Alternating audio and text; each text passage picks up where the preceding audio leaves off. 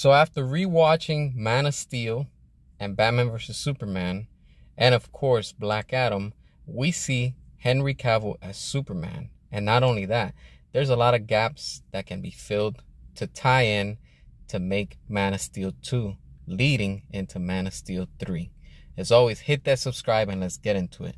Look, Henry Cavill as Superman was amazing. He captured that character very well, and honestly, he just made me a fan of that character of Superman. I've never been a Superman fan. I really never liked that character just because he's been just too much, you know, in the sense that he has too much power.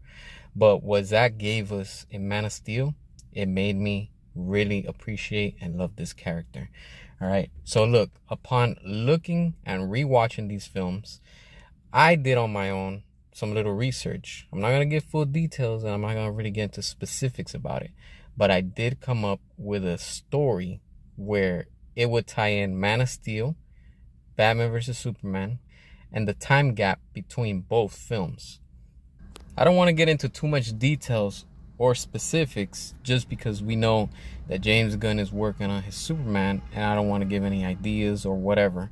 Now check this out.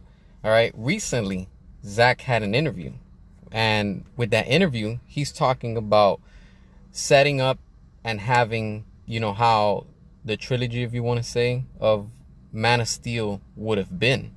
And you know, I've attached the link to where you can read it and all that stuff, but everything that he would have had, it leads up to one big epic fight that would have been similar to what we got in Avengers Endgame.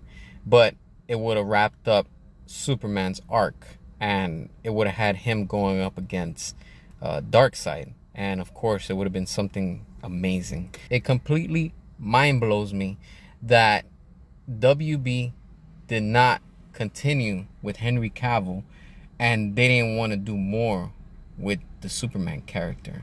There's so much wasted potential that Warner Bros. Discovery has literally just not used. When it comes down to what Zack Snyder gave us with Man of Steel and Henry Cavill, it was just ahead of its time. It was amazing. That's why I still don't understand how Warner Brothers, all these years, have allowed Superman to literally just sit on the shelf and they didn't do anything with it. All of these wasted years that we got. And then when we get in Black Adam, the cameo with Superman, that he's finally talking with Black Adam, it was already setting something up even bigger. And of course, for what we got at Zack Snyder's Justice League, it sets up also something big because we have now Darkseid involved. You know, it's just a big world that's still to be discovered and to be explored. It's just wasted potential on the studio's fault. Honestly, this is just ridiculous, and there's no words to describe that Warner Brothers allowed all this to happen. As always, hit that subscribe, drop your comments, and until next time.